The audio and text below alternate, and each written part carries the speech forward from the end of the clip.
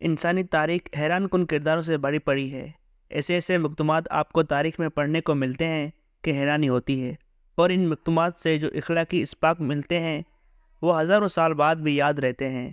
ایسے واقعات ہر دور میں مختلف طریقوں سے دہرائے جاتے ہیں، جس پر ہم کہتے ہیں کہ تاریخ خود کو دہرا رہی ہے۔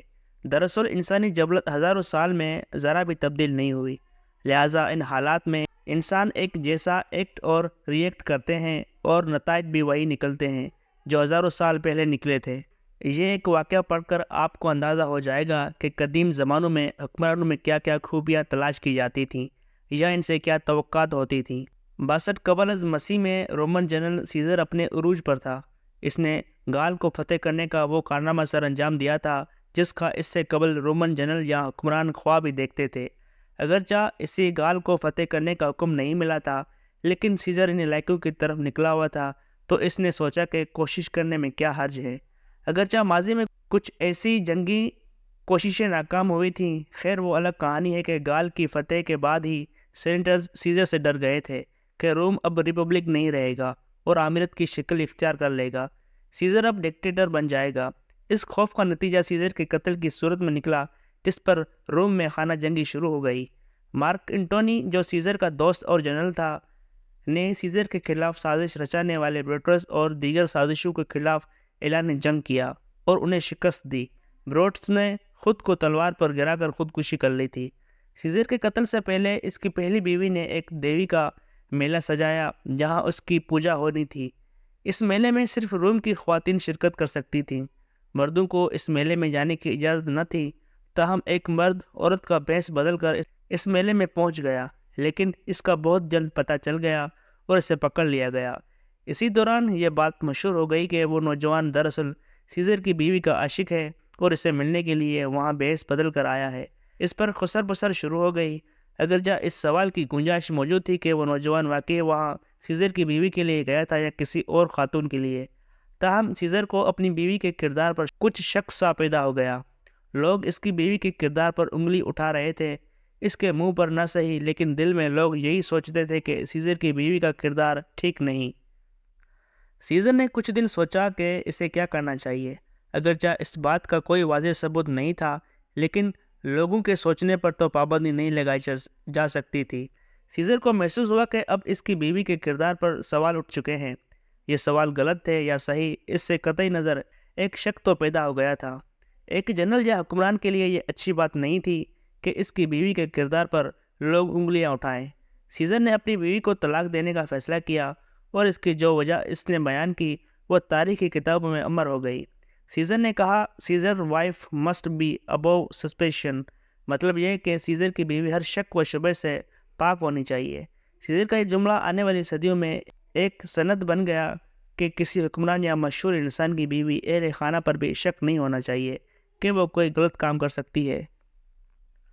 بعد ازاں سیزر کے اس اقدام پر کئی سوالات بھی اٹھائے جاتے رہے کہ اسے اس حد تک جاننے کی کیا ضرورت تھی کہ محض شک کی بنیاد پر طلاق دے دی۔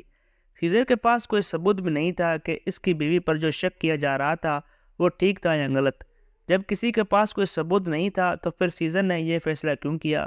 اگر اس کے پاس اپنی بیوی کے خلاف کوئی ثبوت ہوتا تو بات سمجھ آتی تھی کہ ایسے بیوی کے ساتھ نہیں رہا جا سکتا، لیکن سیزر کی سوچ یہ تھی کہ لوگوں کا دھیان اس طرف گیا تو گیا کیوں کہ وہ شخص خواتین کے اس کٹ میں صرف اس کی بیوی کو ملنے گیا تھا۔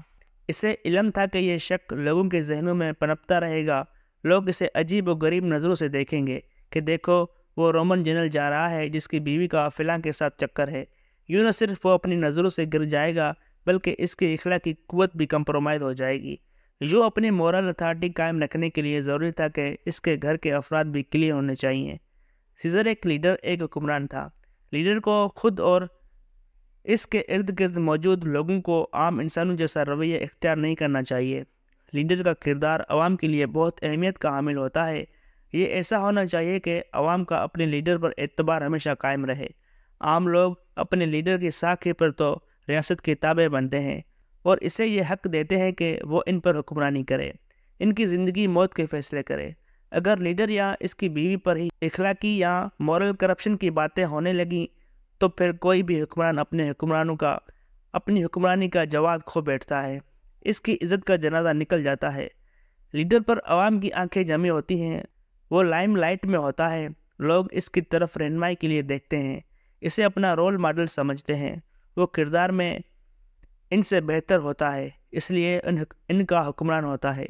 عوام اپنے حاکم سے عام لوگوں والی حرکتوں کی توقع نہیں رکھتے، لہٰذا حاکم پر یہ بوجھ ہوتا ہے کہ اس نے نہ صرف اپنی کردار کو درست رکھنا ہے بلکہ اس کے قریبی افراد بھی مثالی کردار کے مالک ہونے چاہیے۔